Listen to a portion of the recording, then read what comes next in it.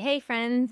This was one of those conversations that stayed with me long after we hit stop on the recording. It's very personal for me because here is the truth. The focus on your vessel, your body, the container that your energy moves through, that's not a luxury anymore.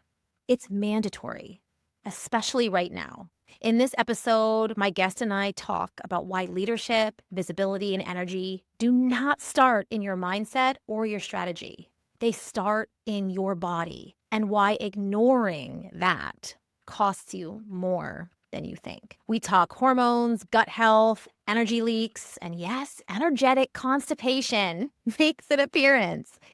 I also reveal the one thing that I'm actually very good at cooking, and Chelsea brings the magic of making complex things incredibly practical. This is one of those episodes where you'll laugh, you'll feel seen, and walk away with tangible actions, both energetic and physical, to start feeling more like yourself again. And that's what I love about this conversation, is that it bridges two worlds so beautifully: high-level leadership and deep embodiment. Chelsea doesn't just talk theory, she's lived it. Corporate leadership, burnout, pushing through, and now doing the real work of listening to her body and rebuilding from the inside out. And because of the work that she's done for herself, she is now helping hundreds of women do the same thing. So this episode is for the woman who knows her energy is her number one asset and is ready to actually take care of the container that it lives in. So let me properly introduce you to today's guest. Chelsea McLeod is an integrative health practitioner who helps busy, successful women release weight and restore energy by healing hormone and gut imbalances. She's guided over 250 women through sustainable transformations without fad diets, excessive cardio, or giving up their social lives. Before stepping into this work, Chelsea led strategy for global brands like Adidas and Reebok and Crocs, all while navigating her own exhaustion, gut issues, and burnout. It wasn't until she balanced her hormones and healed her gut that her energy returned. The weight dropped, and she finally felt back in control of her health, like a partnership. Today, her work blends science, functional medicine lab testing, mindset coaching, and truly, deeply practical strategies that fit real life, especially for women who lead full, demanding ones. This conversation is honest, it's grounded, it's incredibly useful. So whether your body has been whispering or flat out yelling, this episode is for you. Let's get into it. Okay, welcome back. Today's conversation is about something that we do not talk about enough in leadership, which is the body. So this year is the year of the one. And yes, the one represents leadership, initiation, visibility, being first. But here's the thing that most people skip. The one is physical. It lives in form. It needs receipts. Our energy just doesn't float around magically all around us. It lives in a vessel. And that vessel, like it or not, is your body. So if your body is depleted, inflamed, dysregulated, or ignored, leadership becomes more difficult. It feels like it is a lot of effort. Visibility feels really heavy, and your energy, which of course we all know is your real asset, leaks. So today we are talking about what it actually looks like to lead from the body. And there is no other better person to have this conversation with than Chelsea McLeod. So Chelsea, welcome. Thank you so much for having me. I love being in your energy. This is going to be such a powerful conversation, especially right now. We are in a very physical energy where it is so important to focus on our body. And so I just want to start a little bit with how you came into this work.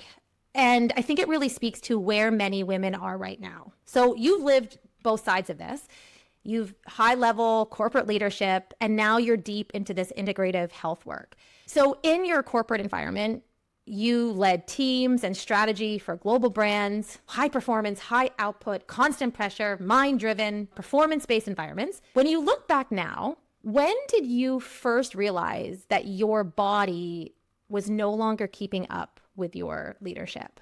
It's so interesting because I think most women don't actually know the answer to that question because they're so used to feeling terrible all the time. And so for me, I just kind of thought that being tired and not loving the way my body looked, wearing clothes that maybe hid certain parts of my body, not sleeping at night, I thought that was normal. And so for about a decade, I was grinding it out in corporate. I was managing teams. I headed up e-commerce and digital at Adidas, Crocs, Reebok, a bunch of big footwear brands. And in the process, there were late nights, there were early mornings, there were late calls with Europe and with APAC. And then when I moved to Australia, my hours were even worse. And so I think it slowly, progressively got worse year over year. And by the time I was in my early 30s, I didn't feel good at all.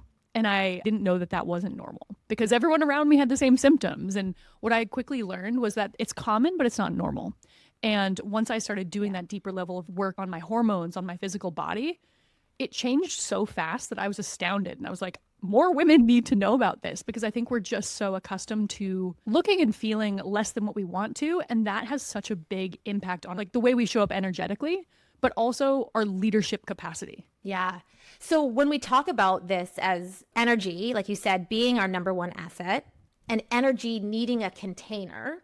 So from your lens, so hormones, gut health, nervous system, all the things, why is it that the body is the delivery system for leadership energy? Why can't we, please tell me the answer. Why can't we out strategize or out discipline a dysregulated body? I think people know.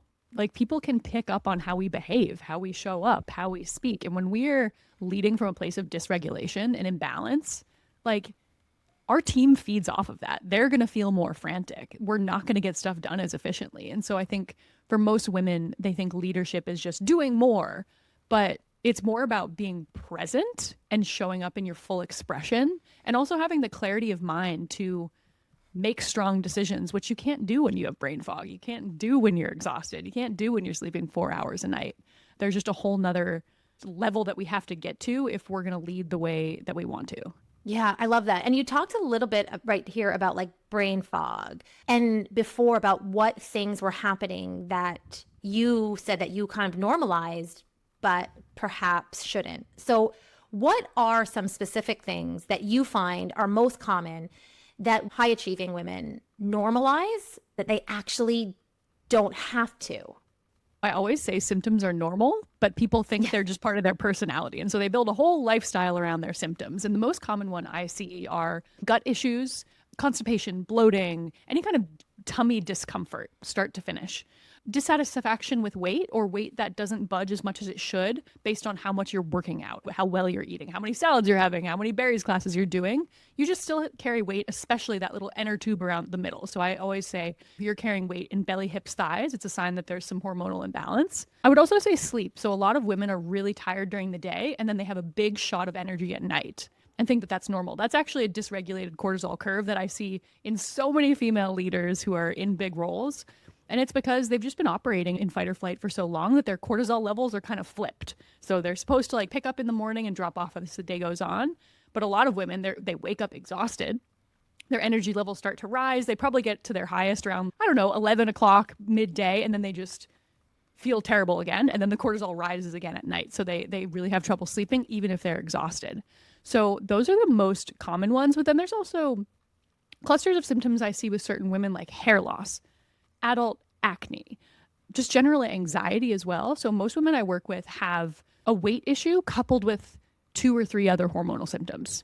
Yeah, it's so interesting that I think sometimes with our body, we have the same energetic cycle with work of we only remember the most recent thing. So it kind of feels like you're talking a little bit about Groundhog Day, how especially because you feel so energized at night that you forget how junk you felt in the morning. And then when you wake up, you start that cycle all over again, right?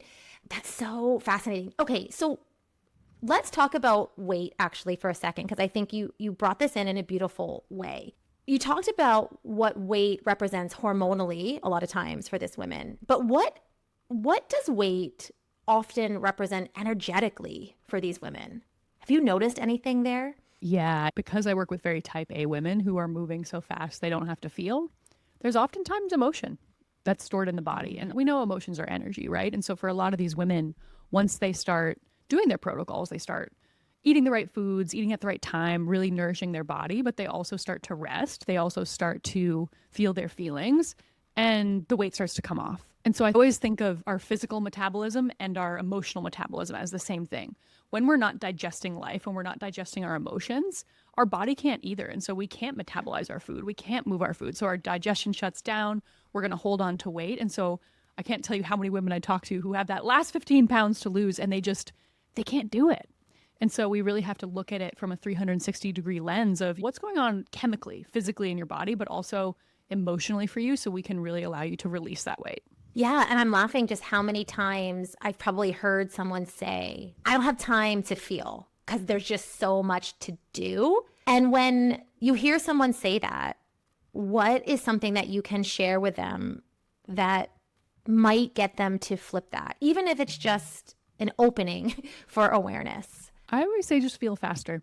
When you feel something bubbling up, just feel faster. Allow it to just pass through your body 90 seconds instead of pretending it's not there.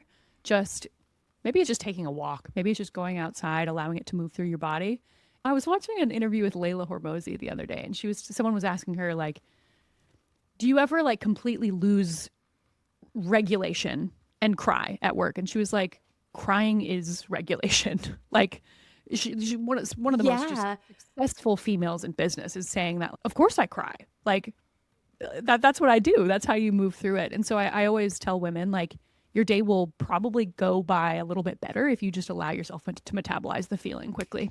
I love that. And actually, this is what I love about you. I love a lot of things about you, Chelsea, but one of the things I really admire, but I also think it's the way I operate as well, is moving quickly, right? I think a lot of women avoid doing the thing because they might see others talk about the time that it takes.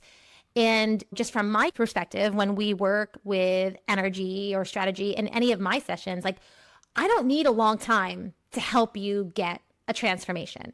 Listen, this sounds awful, but listen, I don't want to spend hours with you either. Let's get in, get out, change it, do what we need to do, and move on. Like, it doesn't need to take a long time to be impactful. And I'd love for you to share, and I can also share my experience of how fast it worked for me, but I'd love for you to give some examples of real life women in the wild, or ways that you've seen women get results very quickly, and actually what that does, not just for the results, but also for their energy. I have one client called Marie. Big marketing roles, like VP of sales at a big publicly traded company, absolutely crushing it. 2 kids at home, former college athlete. So she was doing all the things. And she was not one of those women who was super overweight, but she just was used to looking and feeling a certain way in her body because she was an athlete. She always was active. She was exercising. She was going on runs on the weekend, and she just had these 15 pounds just stuck to her body. Her pants did not fit. Her suits did not fit. She was in a boardroom just hating the way she looked and felt. And so we got on a call and we were kind of talking about the stuff that she was already doing or not doing, right? And she was like, well, I think I'm already eating fairly well. Obviously, it's not perfect. I like a wine on the weekends, but I'm not eating anything out of the ordinary. It's not like I'm on the couch with my hand in a bag of Cheetos every weekend. But she was doing all the things and it just wasn't working. And she's 40 years old. So she's like, it must be hormones. It must be perimenopause. It must be da, da, da, da, da. I'm just getting old. My metabolism's slowing down. And we ran her functional medicine lab tests. We got her on her personalized protocols, start to clean up. It's little things, right? Like, it's little tweaks to her protocols where it's like the timing of your breakfast. When is caffeine going in your day to help give you the most benefit and still protect your adrenals, your cortisol levels? What does exercise look like in that first stabilization phase? Because for most women, they really need 30 days to just reset. And it doesn't involve going to the gym. A lot of these women, it actually involves really peeling everything back and just keeping it very basic and very simple. So from there, she lost 7 pounds in her first 2 to 3 weeks. Like, it was crazy. That's a very common result because people are like, oh, well, that's not healthy weight loss. And can assure you, as someone who's worked with 250 women who have lost this weight and kept it off, it is very realistic and it's very healthy when you're working with inflammation and hormonal weight, because it's not always just fat. You can lose a lot of weight with the right protocols very, very quickly. And so for her, she lost those 15 pounds, but then she lost even 5 more. So she was lower than her wedding weight. She was lower than her college weight. And she just didn't realize that was possible without doing oxy shred and starving herself and trying to be anorexic again, but then getting hungry the next day. And so for her, it was a really big aha moment that when you just take care of yourself, the physical results fall into place. And then you get so many other benefits. Like, you have real energy. You're in a good mood, so you're not treating your team like crap. You're sleeping through the night, so you wake up with real energy. Your skin clears up. Your hair grows longer. Like, she just looks like a completely different person. And so the woman that I saw at the end of that program versus the woman I saw on day one, I mean, she's a different person. Her face has a different shape. She has a different physical, energetic capacity because of the work she did. It's so interesting. And I think this was one of the hardest truths for me to accept. So this is why I'm going to ask the question. And I think this really has to do with our body, our vessel, but also our leadership. So why does pushing harder like not help? Or in many cases, like, why does pushing harder backfire for women? Like, both hormonally in the body, but also like energetically and in leadership. I think people just forget that we're human beings. They think that we can just get away with not treating ourselves well and not resting. It's like, we are human beings. Like, we need sleep. We need 7 to 9 hours of uninterrupted sleep. And if we're not getting it, we're choosing to live shorter lives. We're choosing to have a heavier weight. We're choosing cravings. Like, that's a choice. And so we make all of these choices that either support us or don't support us. But I think a lot of women just think they can get away with it until they can't, until they hate the way their body looks, until they hate the way they feel, until they're snapping at their kids and they bend over to play with their kids and their fat rolls that weren't there before are suddenly there. They're like, oh my gosh, I need to do something about this. And so I think sometimes the body has a way of slowing us down and being like, hey, here's an invitation to do some internal work and to really revise the way that you're showing up in your everyday life, because symptoms are kind of just reminders that we're not treating ourselves well. Yeah, it's so funny because I'm kind of laughing at this example, but you know me, I'm going to share it. I think a lot of times we have so many inputs coming into our body and we don't give them, number one, time to metabolize, but even more importantly, where we don't give them an outlet, we become constipated, like both physically, but also energetically. And it was just so funny. This just happened to me the other day. Luckily, one of my problems that you helped me with was not constipation. I did not have physical constipation, but energetically, I was working on this project with this startup team and I kept on pushing for the answer. I could feel myself doing it. Let me just go into one more meditation. Let me just ask one more question. We were really working hard, like even hyperfixating on this issue. And last Friday, wasn't even thinking about it. I went for a lymphatic drainage massage. And then afterwards, I sit in the infrared sauna for 15 minutes. At minute 7, the entire strategy that has been evading us in the past 3 weeks, like, drops in. I jump out of the sauna and Aretha, God bless her, was like, hey, do you want to take a shower before you go? I'm like, no. I'm literally like mopping sweat off my body, trying to get dressed as quickly as I can so I can write this down and record it. Because like in that moment, anything that was stagnating in my body, because I had given myself the capacity to not only rest, but then invite energy to flow through, like it came out literally so fast that I could not contain it. And that just creates, I think, capacity for more. It's what happens when you don't hold anything. That doesn't mean that you don't have anything. It just actually means more is able to come through you. So I'm curious about this. When we really work to honor and expand and like our capacity in our vessel, besides some of the physical results, which I'd love for you to share, but even like beyond the physical, like what happens as an outcome or a result that is maybe correlated, but not like linearly to when we do focus on our body when it comes to our work and our life. For a lot of women, preparing and expanding their physical vessel is what allows them to quantum leap. right? Like they're just preparing for a new life, a new timeline, a new relationship, a new job. So most women who come and do this work and they really show up and stay through the moments that are hard, right? Because it's not always easy. It's not like you just Yeah. join a health coaching program or work with a personal trainer and every day is just a breeze. There's moments that are uncomfortable because anytime we change, we're going to have those uncomfortable moments. But the women who really stick through that are the ones who are getting promotions. They're quitting their jobs and starting businesses. They are deciding, oh, wait, I want to be a mother. I'm ready to start trying to conceive because they've worked through some of the stickiness, the physical issues, the emotional issues with wanting to be a mother. I have a lot of clients who make more money as a result of really healing themselves, getting promoted into a bigger leadership role because they're just operating at a totally different frequency. And when they start drawing boundaries, I work with a lot of people pleasers and women who don't have boundaries around work, but somehow when they start establishing boundaries around work, they're more well respected. And so suddenly they get promoted after not being promoted for 3 years. And so it's just learning, taking care of yourself as a form of self-respect. And when you start respecting yourself, the world responds to you, whether it's kids, women they're not snapping at their kids are being more respectful. Their kids are suddenly not just eating dino nuggets, the kids are suddenly eating vegetables because mom is. And so they're becoming better mothers, they're becoming better parents, better partners. Their libido is coming back online. So suddenly they're having sex with their husband again. It's like your entire life changes when you do. Yeah, and I love this. It's reminding me of two things, of the energy that's happening right now, of this concept of I am doing this not in spite of this, but because of this.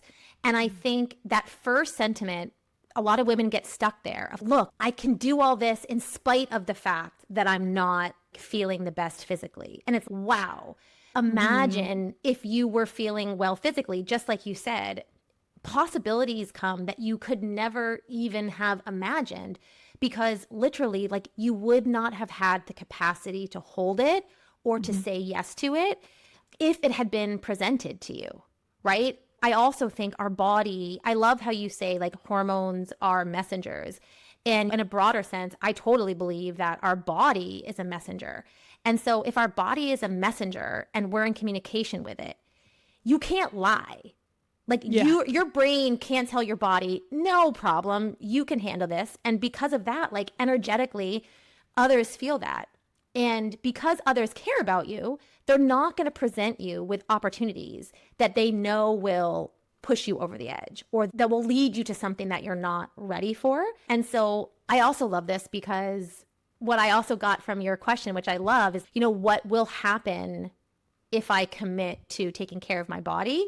And the really cool answer for me is, well, I'm not sure, like anything. And that's just feels really amazing and full of possibility. It's so fun. But for some women, that's scary. Yes. This is the conundrum, right? So, okay, when you talk to that woman who is uncertain or scared, who, of course, even when we know something, it's familiar. And so we tend to stay there because like we don't know what's possible. Because obviously I've been in your world, you don't just teach about grams of protein and I don't even know, like, it's so not that. Yes, it is that. Yes, there is so much knowledge and guidance there. But what you really do is help people navigate like the mindset and the energetic shifts that it's going to take along with the physical shifts. So how do you, or what could you say to someone right now who is feeling that really this form of self-sabotage, who is not saying yes? Like, here's the thing. Oh, sorry. I'm like going on a tangent, but I just feel this is coming in so strongly. I bet you women in your world don't say no to you because they don't think it's going to work. Like, they say, no, I'm not ready to do this yet, because they know it's going to work. And subconsciously, they know that once they start feeling better, there's going to be some real shifts in their life. And they're afraid of that. They're like actually afraid of the success or like what is possible there. It's so true. I mean, a lot of women are scared of what's on the other side of that because it's all they know. And they're used to operating at 50% capacity. It's all they know. For a lot of them, since they were teenagers, they've been operating like this. And so they are scared of, what if I lose this weight and hate my husband and leave him? Or what if I lose this weight and have all this energy and then realize that I made the wrong career choice. I have one client who just quit her job in law. She was doing it for 18 years and she was, Wow. in getting to know herself and really heal herself and like actually show up for herself. She had the clarity of thinking where she's like, I hate this. So she quit her job. Her husband is picking up the slack and she is going to be a stay-at-home mom and she is thrilled. And so it's just, I think anytime a woman is moving so fast she doesn't have to feel, she's very disconnected from her true desires. And this process Yeah. requires you to connect with yourself. And some women don't want to do that because they're afraid of what they're going to see on the other side because it's going to involve big changes. Because you can't really avoid the truth once you can see it, right? And so there is a lot of fear for those kind of women, which is why I choose to work with women who are ready for that. They want Yeah. that. They want change. They want to show up differently. They want to love what they see in the mirror, but they also want to make some big changes and truly take their life to the next level. Yeah. So that woman, the woman who wants to make these changes, the woman out there who is doing all the things, leading the teams, the family, the vision, but keeps putting her body last. Where do you usually have women start? Like where is a good place for them to start right now? I always say the first change we have to make is what we're putting on our plate. And I think a lot of people just don't understand the skill of eating. And that's not helped by the fact that anyone who was born between, let's say, actually 1970 and 1995 just has a totally messed up relationship with food. Our parents were commenting about our bodies. Our moms hated their bodies, were on diets. It was true diet culture, wafer thin culture, model culture. And so we just have this really messed up relationship with food in our bodies. So first of all, we have to learn the skill of eating because so many women are either eating a special K diet or they have their hand in the cookie jar. It's like it's one or the other. And so we ride these extremes where we're all in or we're all out. And so for a lot of women, it's giving yourself permission to be consistently imperfect and saying, I'm going to choose to really viewing food as fuel and not always just as fun. It's like this food is designed to deliver a specific result for me and to help nourish me. And here's the skill of doing that. Like protein, fat, and carb at every single meal, nailing our meal times, like making sure that we are watered, fed, and walked, like that we're treating ourselves as well as we're treating our dogs every day. You know what I mean? Because if you're not, it's kind of messed up that you're doing that. So just returning to very simple, basic habits is where I start with every single woman. And then obviously we refine from there because everyone has different symptoms. They have different situations. And so there's different focus areas, different supplements, different lab tests, different exercise that you do depending on where you're at. But we always have to start with the fundamentals of human health, which is what are we putting on our plate? Have we learned the skill of navigating a food system that's stacked against us and built for profit?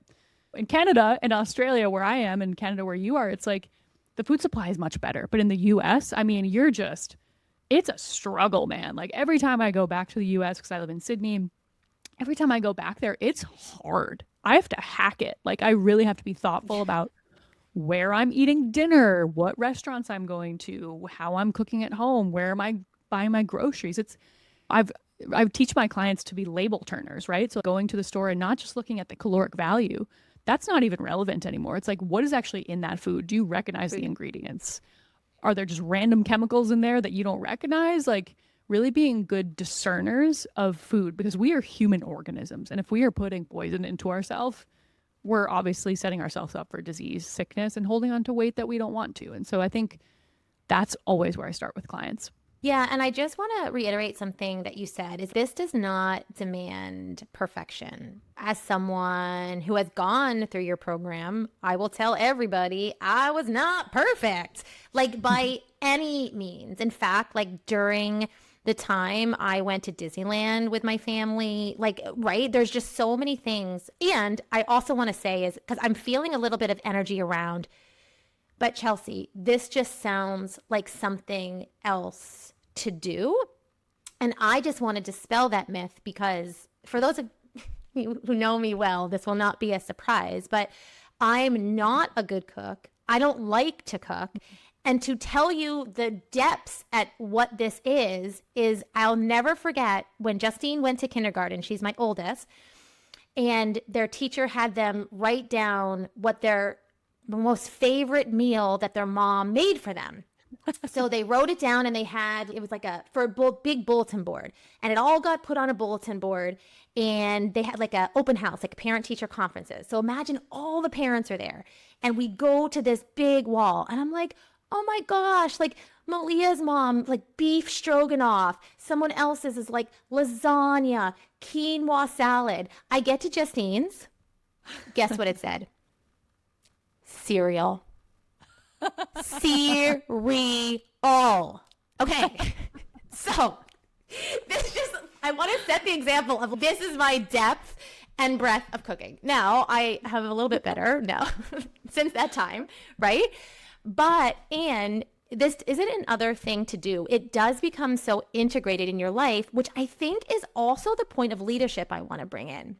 Like, you're not just a leader when you're trying to be on and you're in a leadership role and you're trying to be perfect. Like, leadership is not a position or a role that you play. It's like an identity. And so I really feel that caring for your body, caring for your vessel is not something that you have to do or perform to really be sustainable. It becomes part of your identity.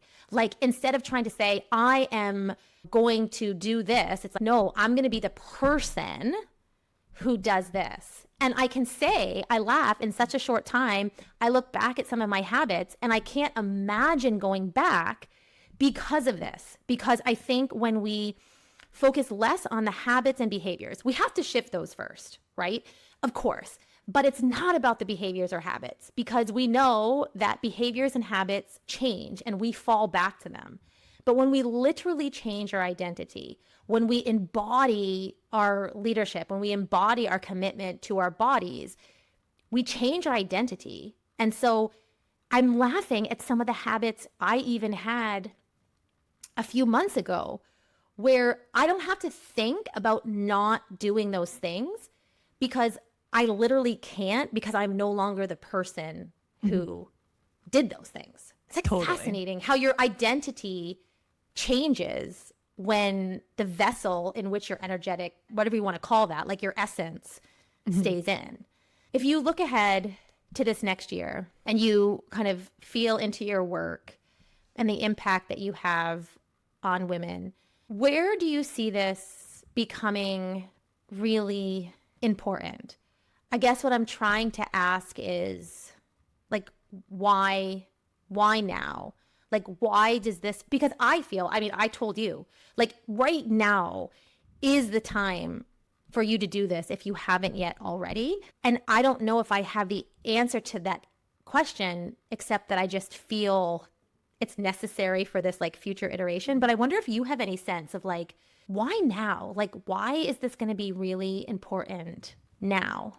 If I just zoom out and look at a generation of women who are sick, who are suffering. Yeah. I mean, I have more women than I can count in my DMs on Instagram telling me that they are exhausted, that they are burnt out, that they hate the way they look, their libido is gone, their hormones are bottomed out, they think they're in perimenopause. It's the demands of modern living, the demands of being a working woman who's also a primary caregiver, who's trying to hold everything together at home. Like, the demands on women have never been bigger. We have never been sicker.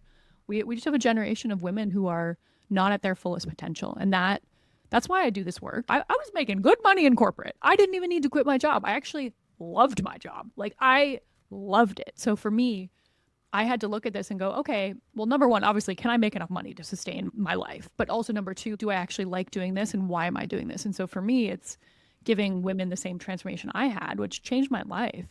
And so I couldn't call in a partner. I couldn't get the promotion. I couldn't even envision myself being a mom until I did this level of work on my physical body. And so for me, just as I look at, it's just never been more important. It's women have never been sicker than they are in this very moment. The number of women who have just unknown infertility, miscarriages, it's like cancer rates, like it has never been higher. And so learning the skill of self-care has never been more critical.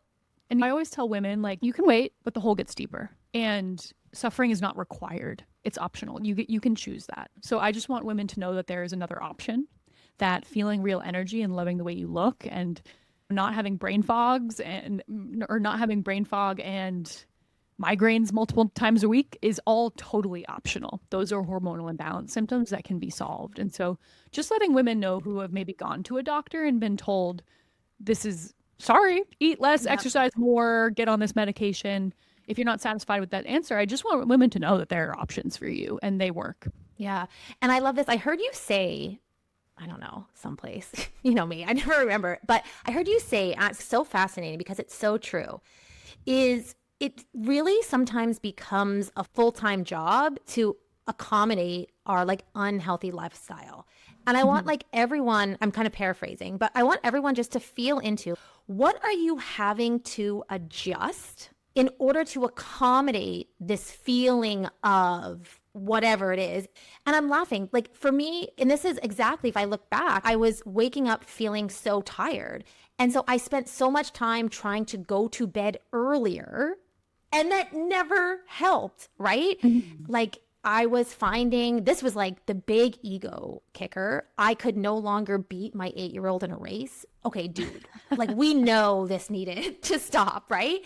And so it's just so interesting how we think it's going to take more energy to change, but actually if we just pause and see how much energy we are actually feeding into this old lifestyle in order to like cobble it together and make it work for us, like I feel that is probably more than, well, I know for sure because I did it. That was more than what it would take to actually shift and change it. It's so fascinating. 100%. It's so crazy. I think people are like, but I don't have time to spend in the kitchen. And I'm like, dude, you're taking 5 smoke breaks a day. Like you're leaving your kid for 20 minutes to go outside and smoke. Like you are dragging through the day. You have to take a nap. You spend all day exhausted after having McDonald's, whatever it is. It's like, when you build a lifestyle around symptoms, you just leak energy in all these areas. And so clients always tell me, are the first 2 weeks the easiest thing ever? No. But anyone who's ever done any meaningful change, made a lifestyle change, moved to a different city, like, you know that the first 2 weeks are the hardest and then you just cruise. And so you have to install these systems into your life to just take the decision fatigue out and help you really make things operationalized and structured so that your life is so much easier. And once you have that energetic capacity, you don't have time not to get healthy. Not to do it. Yes, 100%. Yeah. Okay, I want to make this really tangible for people. So I'm laughing, but I have such a fun thing for the end, which is get this rapid fire. But before we get there, you have created this free resource. It's called The Busy Girl's Guide to Hormonal Weight Loss.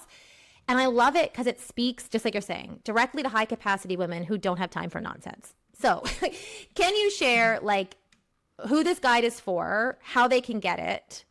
And we'll also put it in the show notes. But this is a must download. If you're sitting here being like, I don't know where to start, I'm telling you, start here. So Chelsea, what is it and why?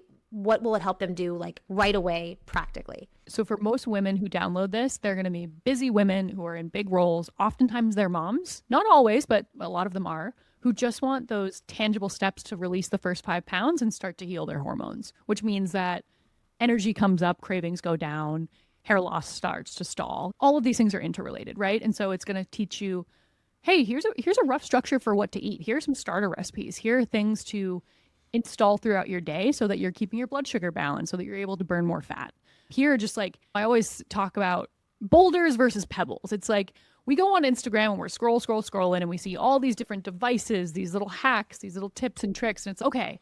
We got a bunch of pebbles over here, but what are the actual things that matter that are going to deliver results? Because I'm very interested in results. I'm very type A. I don't want to mess around and waste people's time. I want to give them something that's actually going to work. So for any woman who actually wants to take those first steps to release the first 5 pounds, this is the guide. Awesome. And I know for someone who, after they download it, wants something a bit more personalized, you have this 15-minute kind of hormone reset strategy session where you kind of can get a bit more personal. And so what kind of clarity do women usually walk away with, like after just 15 minutes with you? So I will assess your symptoms and let you know what I think is going on under the hood. Because if you go to a doctor and you've been told your labs are normal, but you still look and feel terrible, which I just did a podcast on because this is a really important one. Women are hiring the wrong man for the job. I can sit with you and tell you what's going on with your hormones, and I'll give you a mini protocol to start to fix it. Okay, amazing. And I'm laughing. If anyone needs a poster child for the program, dun, dun, dun, dun, I will volunteer for the role. But please message me, ask me all the nitty questions. I mean, this still sounds so cheesy, but literally if I can do it, anyone can. And I'm telling you, I feel like it's not just that my body wouldn't be in the place it is right now. Like my business wouldn't, my family wouldn't. I mean, I look at just when you think like months ago, I could not imagine having more on my calendar. And now I do. And it actually feels better.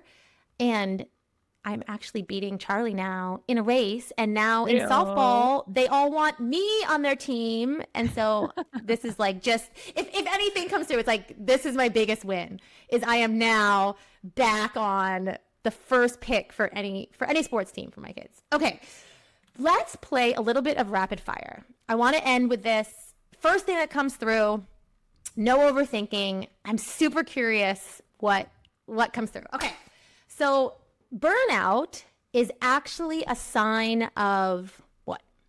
Doing too much and not understanding your needs. Okay. Hormonal imbalance often shows up first as anxiety. Yeah. Okay. Most women don't need more discipline. They need more systems. Oh, I thought you were going to say the other S word, which I was like, maybe, but that's okay. Also that. Okay.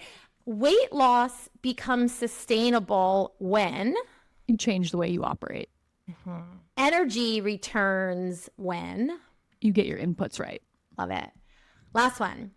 The body's job in leadership is to steer you so you can steer the ship. Boom, that was fun. Go quick fire. I actually love that. Maybe I'll make it a thing.